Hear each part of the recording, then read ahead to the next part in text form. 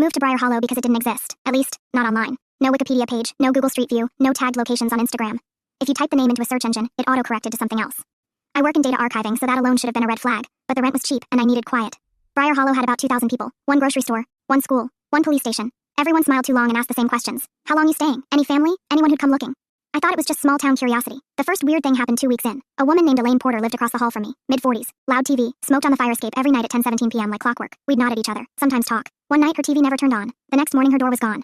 Not locked, not boarded up, gone, just drywall. Painted the same color as the hallway, like it had always been that way. I asked the landlord. He blinked slowly and said, "Who?" I laughed, assuming it was a joke. It wasn't.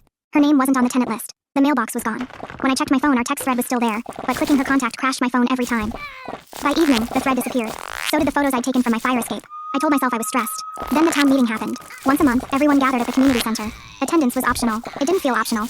I noticed an empty chair with a paper name tag still taped to it, Elaine P. No one sat there. At exactly 7:30, the mayor stood and said, "Let's thank Elaine for her time in Briar Hollow." Everyone clapped. Someone behind me whispered, "She lasted longer than most."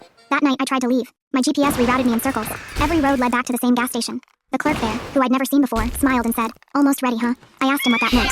He rang up my water, leaned in, and said quietly, "You're still being remembered." That's when I started digging. Old newspapers in the library basement showed faces scratched out, names replaced with black bars. Census data jumped in weird intervals. Population always stable, never decreasing. I found a forum post dated 2009. If you're reading this and you live in Briar Hollow, you need to leave before they thank you. The account was deleted. Then I noticed something worse.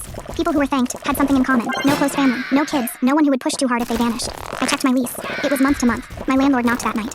He handed me a casserole and said, "Town meeting's tomorrow. You're on the agenda." I didn't sleep.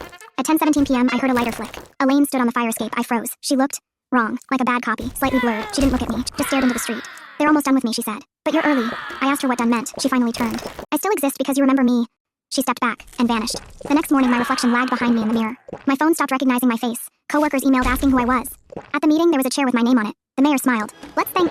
The lights went out. When they came back on, I was standing outside the building, alone. My car started. The GPS worked. I never looked back. It's been 3 months. Briar Hollow still doesn't exist online. But sometimes, at 10:17 p.m., my phone lights up with a notification. "Unknown contact. You still remember me, right?" I haven't answered.